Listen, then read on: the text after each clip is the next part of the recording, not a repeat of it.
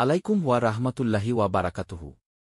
গত পর্বে আমরা জেনেছি কিভাবে আল্লাহ সুবহানাহু ওয়া তাআলা হযরত আদম কে সৃষ্টি করলেন এবং কিভাবে তিনি ও হযরত হাওয়া জান্নাতে বসবাস শুরু করেছিলেন।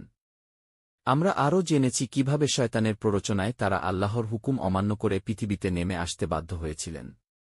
পৃথিবীতে আসার পর হযরত আদম এবং হযরত হাওয়া একা হয়ে পড়েছিলেন। জান্নাতের আরামদায়ক জীবন থেকে এই নতুন পরিবেশে এসে তারা অনেক কষ্টের সম্মুখীন হয়েছিলেন। কিন্তু তারা হতাশ হননি। তারা আল্লাহর উপর ভরসা রেখেছিলেন এবং নিজেদের ভুল বুঝতে পেরে অনুতপ্ত হৃদয়ে আল্লাহর কাছে ক্ষমা প্রার্থনা করতে লাগলেন। দীর্ঘদিন ধরে কান্নাকাটি ও ইবাদতের মাধ্যমে তারা আল্লাহর কাছে নিজেদের দুর্বলতা ও ভুল স্বীকার করলেন।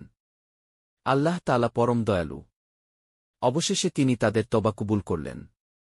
এটা আমাদের জন্য একটা বড় শিক্ষা, মানুষ ভুল করতে পারে, কিন্তু খাঁটি অন্তরে ক্ষমা চাইলে আল্লাহ অবশ্যই ক্ষমা করেন।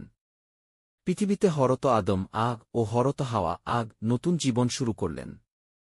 তারা চেষ্টা করলেন কিভাবে পৃথিবীতে বেঁচে থাকতে হয়। আল্লাহ তাদের জ্ঞান দান করলেন কিভাবে চাষাবাদ করতে হয়, কিভাবে নিজেদের প্রয়োজন মেটাতে হয়। ধীরে ধীরে তাদের সন্তান জন্ম নিল এবং এভাবেই পৃথিবীতে মানবজাতির বংশ বিস্তার শুরু হল। হযরত আদম ছিলেন প্রথম মানুষ এবং প্রথম নবী। তিনি তার সন্তানদের আল্লাহর একত্ববাদের শিক্ষা দিতেন এবং সৎ পথে চলার উপদেশ দিতেন। তিনি আল্লাহর বার্তা মানুষের কাছে পৌঁছে দিতেন।